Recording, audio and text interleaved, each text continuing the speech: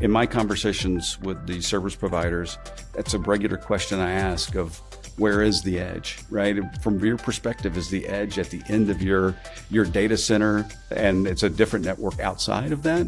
And many of them say, no, it's that device that's sitting in the home. That is our edge.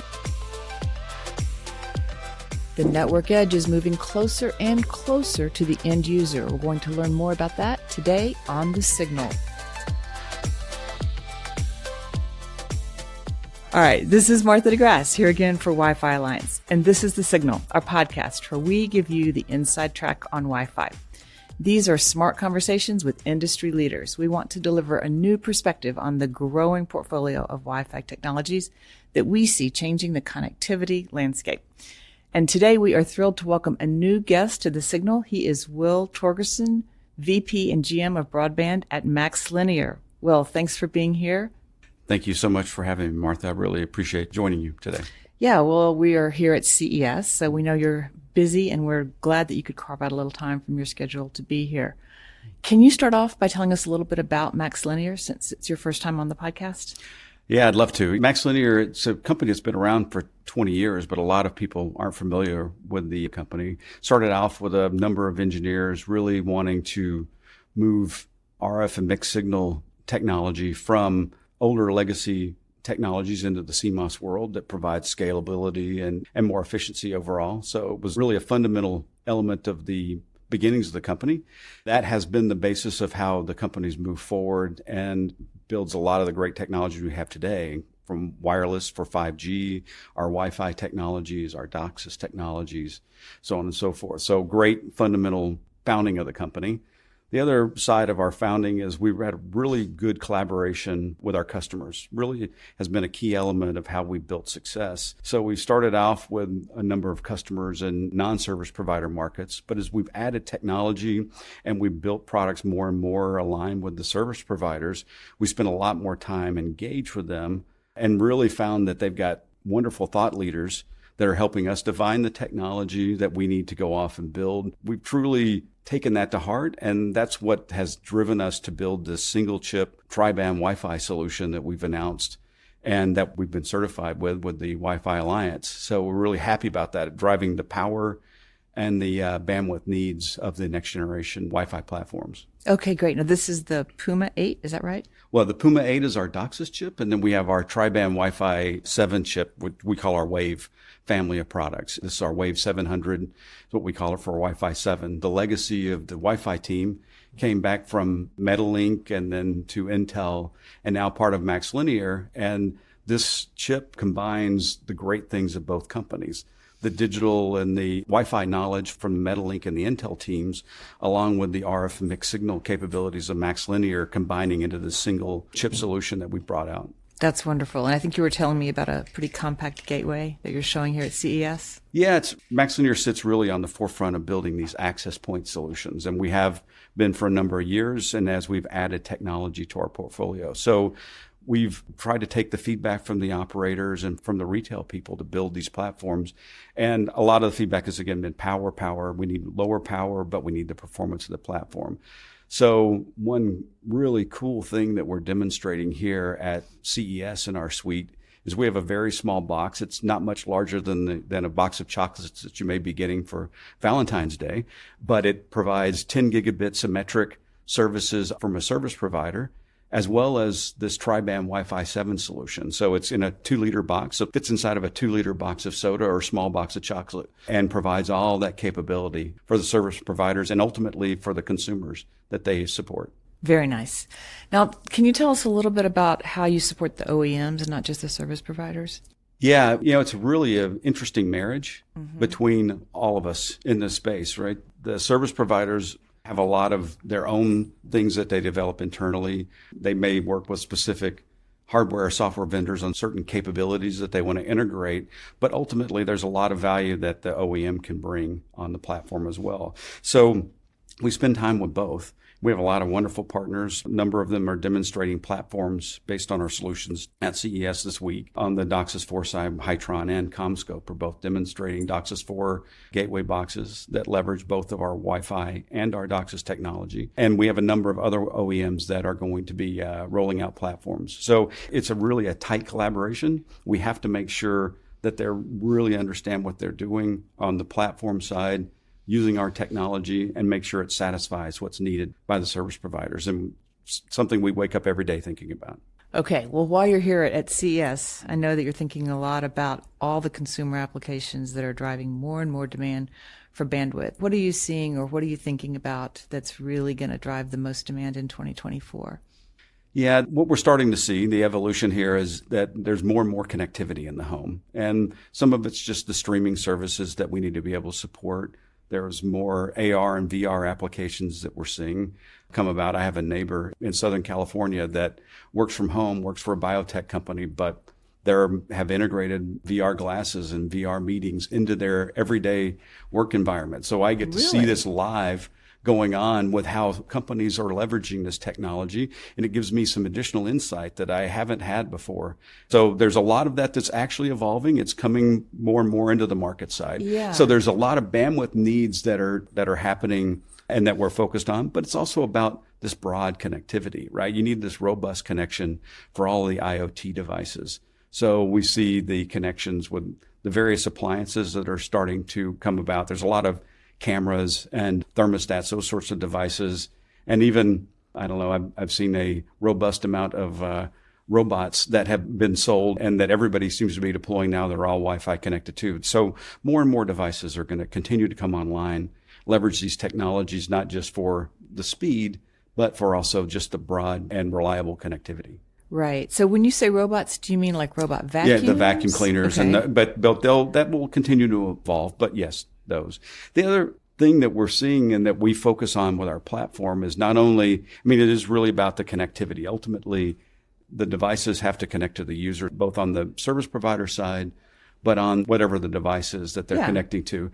But we also see this next layer coming in of these edge computing applications. Service providers, it's a wonderful footprint to be in because you're really at the very, very edge of their network, right? The devices that are connected beyond that, the service providers may or may not be participating with, but that broadband platform is a wonderful edge point that allows them to manage the data, provide additional security. They can anonymize data that's going up into the upstream. There's AI applications that are evolving that you'll start hearing about as well that are running on these boxes. So it's really an amazing footprint and a wonderful place that we get the privilege to be a part of. So are you really seeing the access point as an edge device now? Oh, it's very much an edge device. In my conversations with the service providers, that's a regular question I ask of, where is the edge, right? From your perspective, is the edge at the end of your data center and it's a different network outside of that? And many of them say, no, it's that device that's sitting in the home. That is our edge. And we want to figure out how we can bring value for our customers there, because there is an opportunity for us to provide additional services that really change the dynamics for the people that they serve. So I would think your low power, low footprint is super valuable because they're also going to need a lot of processing in that edge device. That's exactly right. That's exactly right. And at one of our other demos, we're demonstrating a very low power application running where we're well below 6 watts running with our Wi-Fi 7 solution and our processor. As more data starts happening, the power goes up a little bit, but it immediately drops back down as those applications and the Wi-Fi connections go away. We do this because we have a very strong customer base in Europe. Okay. And there's a very strong push in Europe for pushing the power consumption down and driving the COC numbers down, code of compliance numbers, the power consumption of the boxes. So we have an extreme focus on driving power consumption down in our platforms, which is really helped by, again, our relationships with our operator customers and our service providers in Europe. Yeah, I feel like the U.S. is going to be a beneficiary of what Europe is forcing companies to do, because we're all going to become more power efficient because we have to. And isn't the EU making laws that are going to be even more strict going forward? Aren't there some deadlines coming up? There are, and we've seen the service providers actually have higher standards than the legal requirements, though. Oh, good. And they're actually setting very strict targets for their board and for their employees to achieve these targets as well. So I think there has been a strong embrace from the service provider community in Europe to really drive the power consumption down. And I think you're right. I think it will start to move into the U.S. and Canada and Central and South America as well. Yeah, because of companies like you that serve both markets. Well, they almost get it for free because we're doing it, right? It comes with a package of working with MaxLinear. That's right. Yeah. All right, let's move on to Wi-Fi 7. Wi-Fi 6 and 6E, we do all kinds of podcasts about how fast and robust they are, and yet the projections for demand for uptake of Wi-Fi 7 are very, very strong. Mm-hmm. So why do you think that is? Well, for me, Wi-Fi 7 is it's a game changer, right? For a couple of reasons from my perspective. Number one, it's really the step where 6 gigahertz goes mainstream, right? 6E was the beginning. There was a few devices that could support it, but it really was not broad-based. I think Wi-Fi 7 is where 6 gigahertz goes really mainstream. You have this massive highway of available bandwidth that's unobstructed, very little interference there. So it's a wonderful medium for really adding a lot of bandwidth, so supporting those high bandwidth needs. The other thing is multi-link operation, or MLO. One of the reasons why we embarked on doing a single chip tri-band solution was MLO. We saw MLO as really multi-link operation where we can actually direct data across two different radios, 5 gig and a 6 gig, or a 2.4 and 5, or whatever in our case. So we have complete flexibility to be able to offer that on our platform with our integrated solution. And we see that as an enormous advantage because that is going to provide much higher bandwidth for those high bandwidth designs, much lower latency, so we can be much more spectrally efficient, right? We can get off the air more quickly, and it provides that seamless connection for all of these applications that are going to be rolling out. Yeah. How easy do you think it's going to be for service providers to educate the consumers about the value of Wi-Fi 7 and multi-link operation? Yeah, I don't know. It's challenging, right? There's a lot of challenges today on specifically related to how is security going to work on MLO, right? Okay, and yeah. I think there are a lot of people working on that. I think that's problem is going to be solved. And MLO becomes the underlying piece that nobody knows about. And then all of a sudden, nobody can live without. Right? That's how I think about it, right? Because it is very complicated, but at the end of the day, why does the consumer need to know? They need to know that their smartphone, their TV, their set-top box, their whatever connects, and that their goggles connect, and they're getting the data rates that they need. And if it's running across a 5 and a 6 gig band, they don't care. They want to know that that connection is there and that they can get that bandwidth available when they need it, on demand when they need it. Okay, so what are your predictions for the uptake of Wi-Fi 7 this year? Yeah, I think it's going to be an interesting year on seeing the uptake. I think we're going to start to see the momentum change in the first and second quarter. I mean, there's a lot of announcements coming out now with the Wi-Fi Alliance testbed kind of announcing the certification. That really kicks off the steam. I've seen a lot of products that are announced in the enterprise space as well as the retail space for that. I think the 6 gigahertz band, we're going to see more and more clients that come online that start to pull in the need for more of the Wi-Fi 7. And I've actually spoken with operators that see it as a wonderful opportunity of now that they have devices that have 6 gigahertz capability that will help drive their access points and to the next generation, right? So there's a marriage that's going on between both of those. So I think we'll see a really strong uptake, especially in the second half of the year. We're going to see that momentum build as we go through the year. Christmas, maybe? Yeah. Well, yeah, exactly. You're going to get the build time in the second half of the year to really get going. It's going to take those devices coming online, but it's wonderful really to see a number of devices start to be introduced that support Wi-Fi 7 on the client side. That's the important piece. Are there any new categories of devices that you're hearing about or seeing here at CES?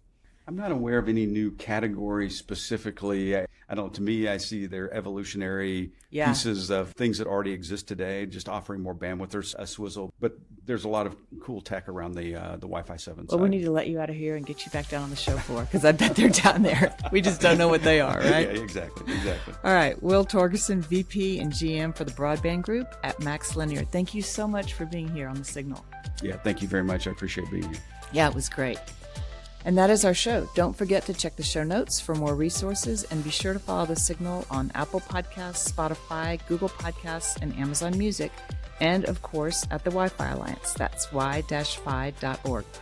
I'm Martha DeGrasse here for the Wi-Fi Alliance. Thank you so much for listening to The Signal, and please join us next time.